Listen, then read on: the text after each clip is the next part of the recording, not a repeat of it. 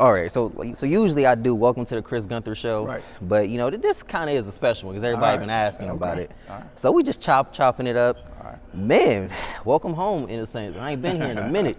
See, y'all got all the nice little decor now and everything else. How the team looking so far? So far, this year is going to be really should be a good year. We were young last couple years, so we're expecting some big things this year. We got, like, of course, football still going in the playoffs, but right now the 5 or 6 guys we got are full-time basketball players, and they're really talented. Still a little bit on the young side. 3 of them are sophomores, 2 of them are juniors, but they're talented, and they're tough, and they're hungry. And after the season last year, they all came to me point blank and said, we want to bring it back. I'm like, what you mean you want to bring it back? They're like, we want to bring the greatness of the Ursuline basketball program back. And, over the summer and for the fall, I could see that they're pretty serious about that. I think when you hear Ursuline basketball, the name that is always affiliated with it is yours because you've been here since, 2003? 2003. I was only 8 years old, and I was the ball, but I'll never forget it. And I came to every game and to see, the progression of it. Yeah. How much fun is it to begin the process again? It is. You know what? You go through growing pains, but once you get to a certain level and you get X amount of years in and you really aren't focused about your job and really you can focus just on the kids in the program, that's when basketball becomes fun. When you're in your first couple years of coaching, I mean, you're just trying to win basketball games to keep yourself alive, keep afloat. And to be honest with you, and I'm not trying to be arrogant, if they told me I couldn't coach here tomorrow, I could hug them and tell them I love them. I've had a lot of success here. I've done great with a lot of kids. But I've been very fortunate with the administration here. They take great care of me. They love me. They've allowed me to continue to strive here. You got to remember my first head coaching job. Newton Falls. Newton Falls, I was the assistant with Roy for 8 years. Most guys go through a process to where they're a head coach here, head coach there, head coach here, head coach there, and they're all over the place. I've been one of the guys that my first head coaching job, I've been here the whole time. So, it's been a blessing. It is fun. At the end of the year, I evaluate every year whether I'm coming back or not. And you take 30 days off, you reevaluate. And it was 3 days after I knew I was coming back last year because of the hunger of the program and the hunger of the young guys. So, expectations are high. I mean, I think people in the area know we're going to be a pretty decent or pretty good basketball team. The one thing I will say, we don't know who's coming from football. We really don't know. Mm-hmm. But the guys that we have basketball-wise are good. Depending on who comes from football or depending on what level I think we can get to. I think locally we can be one of the best teams with the guys we got. Depending on who comes from football is whether I feel like we can get to that next level and get to the regional, maybe regional final, or maybe even a little bit further. Let's do a quick recap of last season. Unfortunately, COVID was here and changed the way that we all see life. How did last year turn out for the team? So for us, we got shut down twice, but we still got 21 games in, including the tournament. So with COVID, and that being said, we got a lot of games in. With that also being said, from week to week, game to game, you didn't know who you were going to have. So, if a kid got ill or sick, even if they didn't test positive, we made sure they stayed away from the program for a period of 10 days. Because, sometimes you get a false positive, those tests could have been wrong. So no matter what, if a kid got sick, we kept them away. So, week in, week out, we didn't know who we're going to have. But the way we played with our youth last year and with some of our upperclassmen, I got to say I was pretty excited. You never want to lose basketball games ever as a coach, but to watch the young guys progress and play last year, it was pretty impressive. You got to remember, Terrence Pankey was a sophomore, Jaden Payne was a freshman, Gino Lucini was a freshman, Brady Shannon was a junior, DeMarcus McElroy was a junior, Ja'Kylan was a junior. Will Burney was a junior. We were young, but we were talented. And then when the second half kicked in of the season, I felt like we were starting to become a basketball team, really good basketball team. So, it's my job to get us to the next level this year with the guys that are coming back, and hopefully with the guys, once they win that state title in football, the guys that come run with us also. I remember I came out to a game last year because I was covering Cheney and Ursuline was in town, so I'm like, cool, so I go to the game, and you guys got down big early, and I just remember I'm like, yeah, this isn't gonna last long. Right. I know it's not gonna last long. If it's one person that knows Coach Gunn and his system, oh, it's definitely me. And you guys continued to rally even though the team was young. How excited do you feel about this team coming back this year? I am so excited. If you remember the Cheney game, I think even over there, I think we ended up cutting it too. They were beating us up pretty good the first half, and I think inevitably we ended up cutting that score down, to a pretty reasonable margin.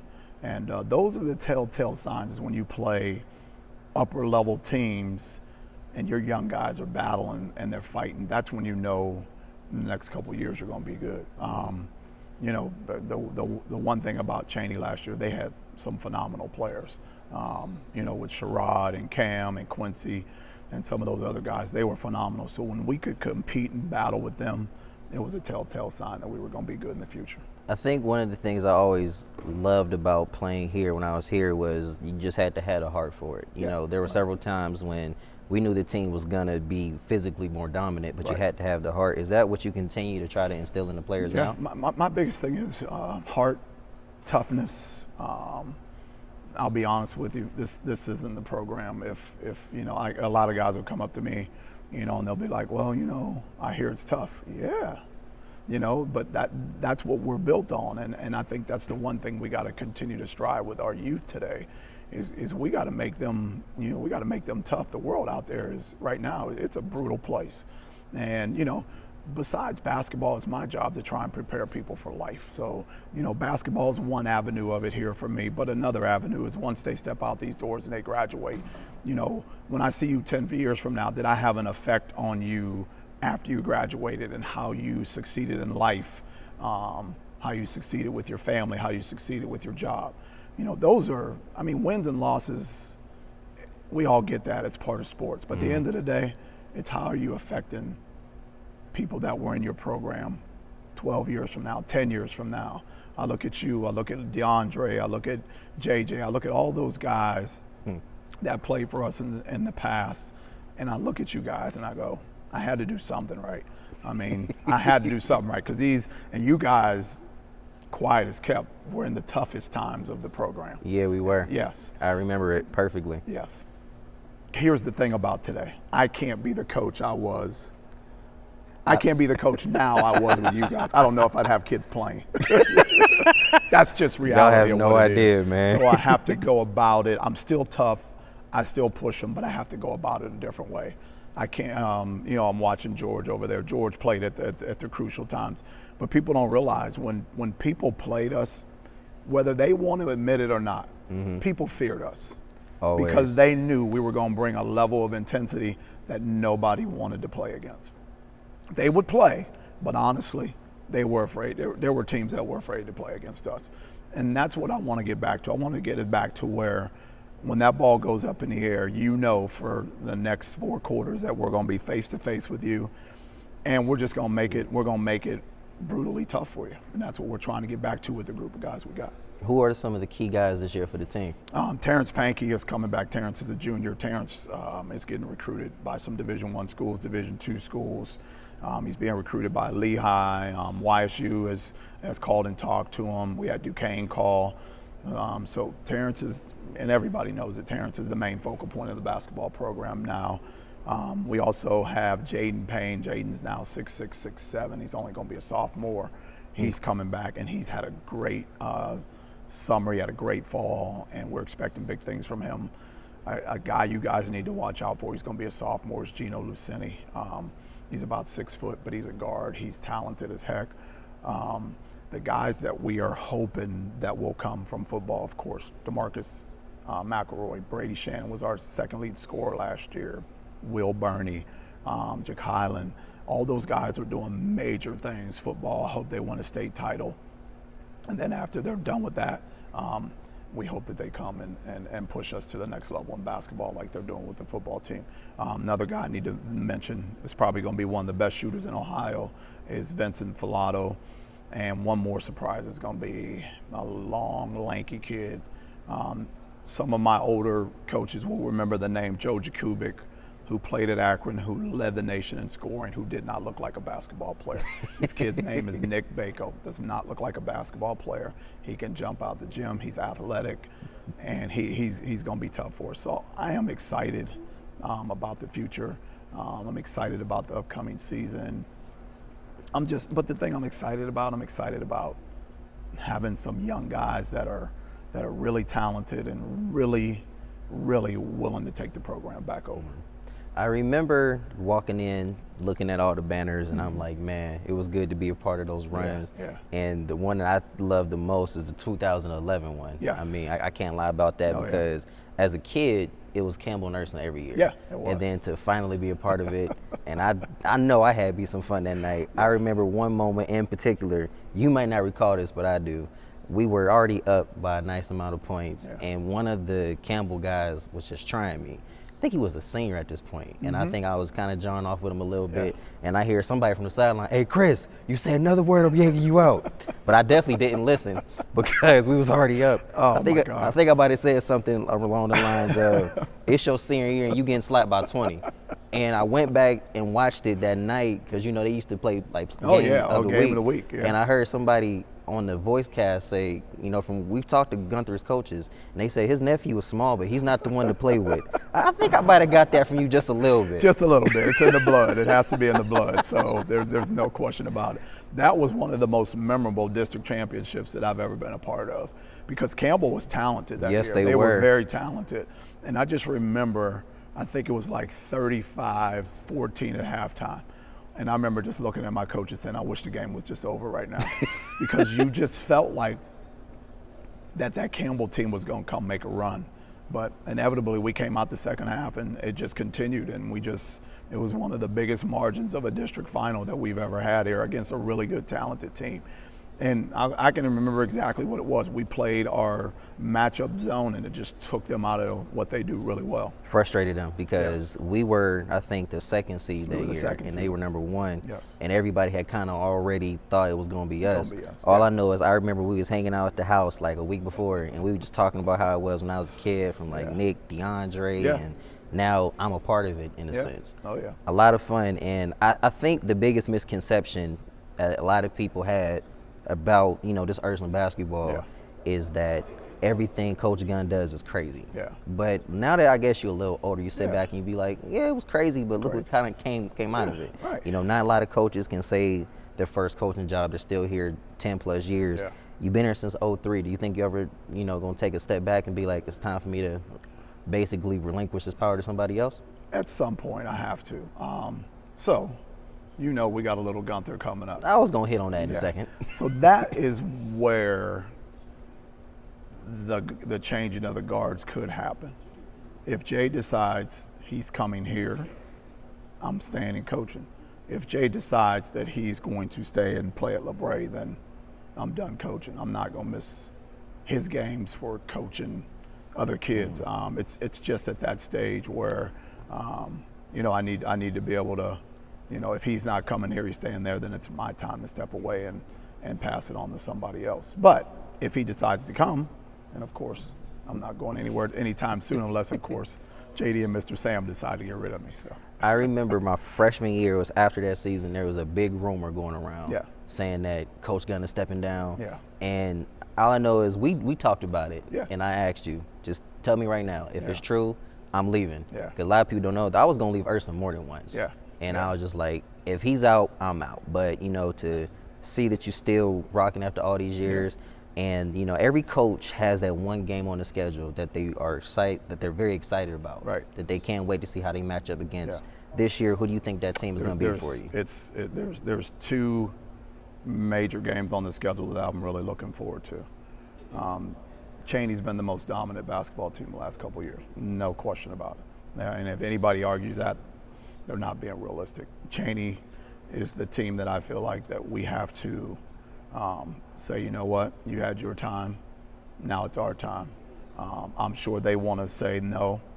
We want to continue to be the team to beat, but on our schedule, I already have that game highlighted. I will have every game that they play. I will watch it 20 times, and that's highlighted. And, of course, the Mooney game. Those are the two games.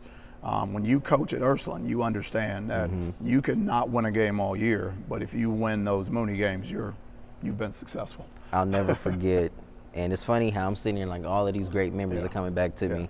We had dropped a game to them at their place. Right. And the headline in the paper said Mooney humbles Ursuline. Yeah. And we were talented. And we were crazy talented. But I think what motivated me, because we were, well, at least I know this now, you and the coaches were debating if I was going to play varsity that year. Right. So JV game, I go out, drop 30. And then that's when you said, okay, he's not doing this no more. He's got to play up. Yep. So we end up losing to Mooney. And the headline reads Mooney humbles Ursuline. And it's laminated in the locker room. And we came in the next day and looked at it. And you had told us, I want you guys to see this every single day. So the next time we play them, it's going to be different. Right. Next time we played them, they had that kid named, I think it was Danny Reese. Danny Reese. And I'll never forget it. You had said, Chris, Kyrie, and the team, that's your assignment. That's your assignment. And we all were like, we're going to take him out because I think he had like 21 the first game. Next game he had like 7. Yeah. Oh, yeah. And that's what I think I enjoyed the most. Out of all of the, things you've accomplished here, what have been to you some of your proudest moments? I mean, honestly, it's the. Don't get me wrong. I love, like I touched on it earlier. I think we're at 8 district titles, somewhere around there, 7 or 8 or 9. I don't know what it is. See, people always ask me how many district titles you got. I don't know. What's your record? I don't know. Those things aren't important to me. The things that are important to me is watching guys leave this program, go to college, get an education, progress in life. I mean, how could I not be proud of like what Mark Hughes is doing right now? Mark Hughes is overseas making money playing basketball. DeAndre Brown played overseas, is now back in one of the main positions in Youngstown. I mean, my proud moments are not necessarily based on basketball. They're based on watching what kids have done after they left the program. Louis Joseph, remember Louis, played for us all the way through his junior year, decided not to play his junior year. Louis went to, I got to remember, is it maybe the Naval Academy or? Yeah, went to some kind of school that was, I think, big Navy related. military related. Came back here after he had, did boot camp and looked me in the face and said, the basketball practices and the running is one of the main things that got me through boot camp. And you look at a kid and you go, wow, that's a positive. When D went to Cleveland State, they would do some running and stuff, and D would tell me, he'd look at them and be like, we ran 3 suicides, y'all need to get over this, this ain't nothing. At all. I want to make it tough. I want to, when kids walk out of here, I want this to be the hardest part, and when they walk out the door, I want life to be the easy part. Those are the things I like about the program. Of course, I've had some great games. We've had some big games. We've had some fun games. I still love walking in the door every day. I love practice. Games are great, but I just love the camaraderie and being around the kids. Do you still have them 5-hour practices? Nope. Days are over, Chris. I was about to say, now wait a minute. Different mentality. I'm looking. I mean, we go a maximum 2.5. Those days are over. We try and get them in. We'll shoot for the first half hour, then we'll get into some other things, and then we get after it for an hour. The intensity level is still there. We just don't go as long as we did in the past. What is going to be a successful season this year for the Irish? The only way for me to say that I felt like it's overly successful is when you win the district title. That makes you successful. Some coaches go by record. I never go by record. I go by, did your kids progress? Did your kids get better? Did they grow? Did kids get into college? And did you win district? Because if you look at our schedule in past years, we're never going to be an undefeated team. We're just not. Our schedule is always, we're going to play Massillon. We're going to go up, we're going to play some Cleveland teams. We're going to play some Canton teams. We're trying to prep ourselves in case we get to the regional like we've been before to maybe make that jump. So record-wise, when people ask me what my record is, that's not important to me, I'll be honest with you. The athletic department asked me the other day, I have no idea. That stuff's not important to me. It doesn't matter. I watch guys that'll go 18-2 every year and 17-3, and who are you playing? That's a very good point. We always played the tougher teams. I'll never forget, I want to say we always had 2 teams on our schedule every year. It was right. St. Ed's and St. V's. St. V, yeah. Because those were the teams that were going to really prep us and things like that. Yeah. You know, when does the season kick off for you guys? So right now we're supposed to start off November 30th against Girard at Girard. We got a couple kids out right now due to the COVID protocols. If they make it back, even though football's still playing, we're playing. We're going to play with the guys we got, and when those guys come from football, that'll just make us so much better. So November 30th at Girard, that's the tip-off for us.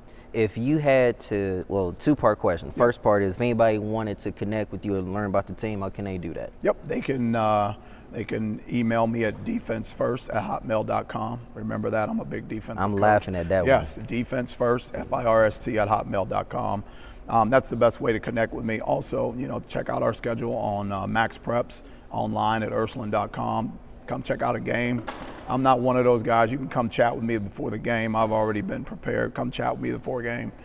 Wait for me after the game if you want to chat. I'm past that stage where if we lose a game, I can't talk to anybody for 2 hours. I mean, I'll figure that out later on. I mean, life's short, man. So you learn some things when you get older that high school basketball is high school basketball. Yes, it's important, but high school basketball is not life or death. And I get it. Some parents out there, you want your kid to get in school, you think this is everything. There's just bigger things, and I've learned that over the last 18, 19 years of coaching. All I know is this has been my most requested coach. It's like, come on, Chris, you got to sit down with him. I finally sat down with him. It's been a lot of laughing, joking, kind of walking through the good old times. I'm gonna put you on the spot real quick. If you had to give me your top 5 players of all time that you've coached, who would they be? DeAndre Brown, Mark Hughes, Devontae Jenkins, Nick McCartney. Last one. Because I'm blessed that I can say I either played with or watched all those guys. So you got them 4. The last one, you could argue. I mean, there's so many guys that if you could go to your top fit 5 in that top spot. I mean, Jerome Jones at 6'8". JJ. The one guy that nobody would probably think I would say would be Kyrie. Kyrie was People don't understand how good People have he was. no idea how good Kyrie was. Just been so many guys that fit in that fifth spot. Those first 2 are there's nobody close to the first 2. I argue back and forth about Mark and D. So those 2 are like, people talk about LeBron and Jordan. Those 2 are at the top. For me, all I know is I was the only one that could actually check Kyrie in practice. Yeah. That's why you were like, no, you're going to be his backup. Exactly. Like, I can handle it. Yep. All I know is I'm grateful that we finally got a chance to chop it up. It's well overdue. It's been a lot of fun, and I know y'all got a scrimmage. Make me one promise. Please stop wearing that ugly green suit when you play Cardinal Mooney. No, you got to stop wearing that. Listen, the green suit will be gotta on stop when we wearing play the green, Mooney. and you got to stop wearing that sweater vest. Just let me get out of here, man. Coach Gunn, ladies and gentlemen, owner Chris Gunther. Thank y'all so much for watching. Cue my thing song, gotta go. A lot of fun. All right, man. Appreciate you. Thanks, brother.